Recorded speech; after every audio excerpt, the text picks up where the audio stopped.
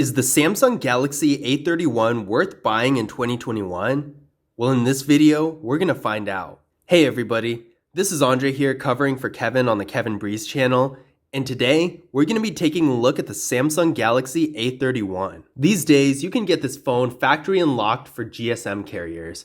For more information on price and availability, be sure to check the link in the description below. Now this phone has a 6.4-inch Super AMOLED display with a resolution of 1080p and a PPI of 411. The phone has an aspect ratio of 20:9 and an 84.9% screen to body ratio. So as you can see, very thin bezels here, which is really nice. I really like this look. It gives it a nice modern look. We have a water drop here for the front-facing camera, and this camera is 20 megapixels. Very impressive for a front-facing camera. The only thing I really don't like about this camera is that it is a water drop instead of a hole punch. With the sleek look from the thin bezels, I honestly think the hole punch would make this phone a lot nicer looking. The water drop, in my opinion, is more of a retro, dated look, and the hole punch is definitely a lot cleaner looking. But then again, that is my personal preference. You might like the water drop. So at the end of the day, it still is a good camera, and the phone still does look nice. Now this phone has 128 gigabytes of internal storage with microSD expansion, which is really impressive. For a phone around this price range, usually they're around 32 or 64 gigabytes of internal storage. They also have microSD card expansion. And even the iPhone that's much more expensive than this phone starts out at 64 gigabytes. So with 128 gigabytes of internal storage, you're definitely going to get a lot of value and a lot of storage out of this. To give you an idea of what this looks like in action, right now I have everything that I personally use on a daily basis downloaded onto the phone, and it's only taking up 23% of the storage. If you take a lot of photos and videos and have lots of large apps on the phone, then you're definitely going to benefit from this. Now there's no wireless charging on this phone, unfortunately, but it does have a fingerprint scanner. This fingerprint scanner is actually on the screen, which I personally really like. Let's give it a try now.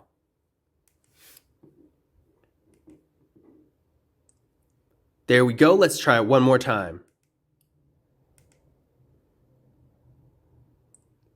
As you can see, although it is an on-screen fingerprint scanner, it is very fast and responsive, just like a normal one that is on the back of the phone.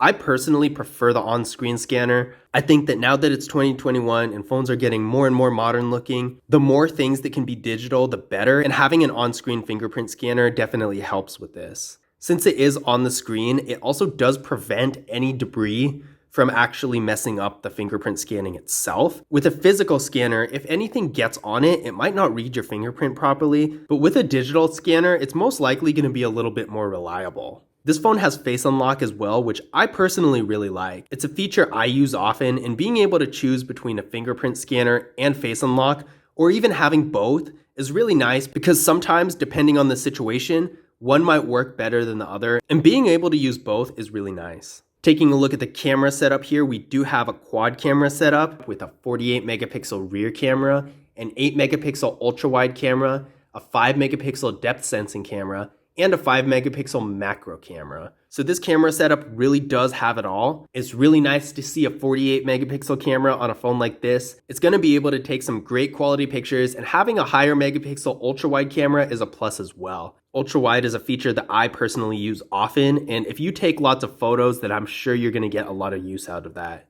The macro camera is good too. It's becoming more and more common, but a lot of phones, especially in this price range, don't quite have the macro camera yet. So it's really nice to see that this phone does. This is the normal camera mode, of course, and if you hit this button right here, you can go into ultra wide.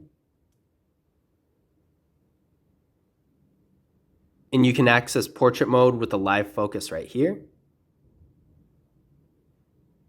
And then if you go to the More tab, here you can access the macro camera.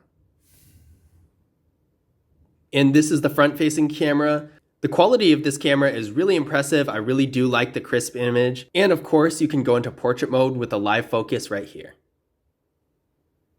One thing I really like about this phone's portrait mode is that you can control the blur of the background. So if you don't want it to be as blurred out, or if you want it to be more blurred out, you can definitely control it and play around with it and find the best lighting and image for you. Doing a quick test of the video mode of the phone. Right now we are shooting in 1080p.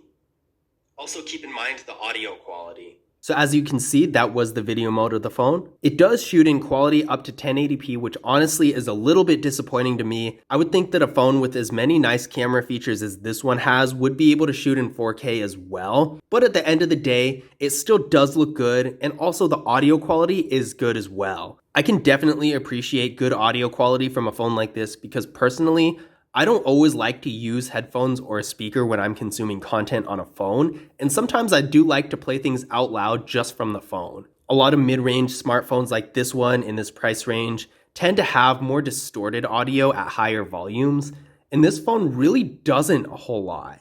So although it's not able to shoot in 4K, it does have a lot of other great features and the playback is really good. Now internally, we're getting 4GB of RAM with the MediaTek Helio P65 processor. We ran a Geekbench 5 benchmark test on this phone, and it has a single core score of 352 and a multi-core score of 1238. These are definitely some good numbers, especially in this price range. It is definitely faster than a lot of mid-level smartphones and will give you the processing power to do more intense activities like some photo and video editing and higher content consumption, as well as some gaming. Now, of course, this is great for basic activities as well. If you just want to have a phone that's a little bit faster and still only use it for basic activities, then this phone is going to have no problem doing that, and in this price range is still a really good value. If you're unsure on whether to choose a phone like this or one of the older flagship phones that has even more processing power, keep in mind that those older flagship phones are not going to be able to run on the latest version of Android. They're most likely going to be on Android 8 or 9, whereas this phone runs on Android 10.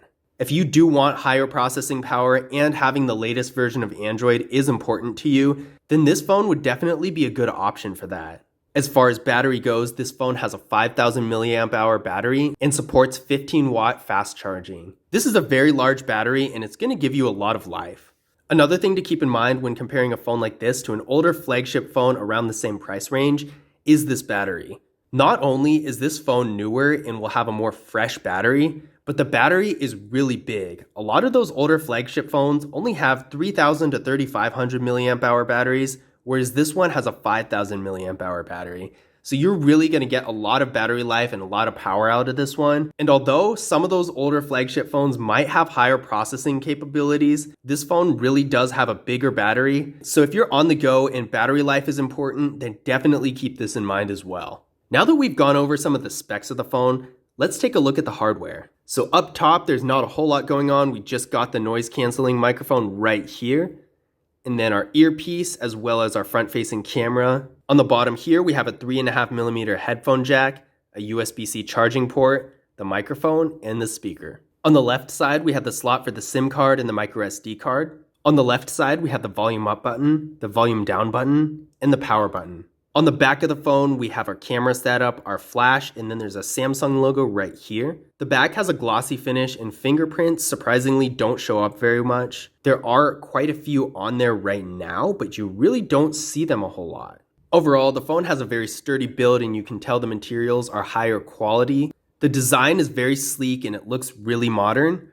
I would say, however, it doesn't really feel like a high-end phone. It feels really lightweight. And on one hand, the phone doesn't feel cheap at all, but on the other hand, it really doesn't feel very high-end. That being said, it looks decently modern and I think it will age well. And overall, besides the water drop on the front-facing camera, I really do like the design. And now we're going to take a look at what comes in the box. So in here, we got our quick start guide as well as a nice little phone case here. Now keep in mind that this is more of a temporary phone case until you get a more permanent one. It's probably not going to hold up for long-term use, but at the same time, it's really nice that they do include it. A lot of phones, in fact, most phones these days don't come with a phone case at all. So with that in mind, it is good to have. We got a pair of 3.5mm headphones right here, a USB-C cable, our SIM card removal tool, and of course a wall adapter. Now in conclusion, is this phone worth buying in 2021? I definitely think this phone is worth buying in 2021. Whether you're just looking for a device to do basic activities on, or if you're looking for a more high performance device, this phone's going to be able to provide value and fit the needs of both situations. Now, if you're looking for ultra high performance, like doing heavy gaming and lots of video editing, then you might want to look at a more powerful device like the Samsung Galaxy A51. But if you're really looking for that mid-range of performance and want to do a little bit more than basic activities, then I definitely think this phone is a great option. But I hope you guys enjoyed the video. If you did, be sure to leave a thumbs up and subscribe, and I will see you in the next one.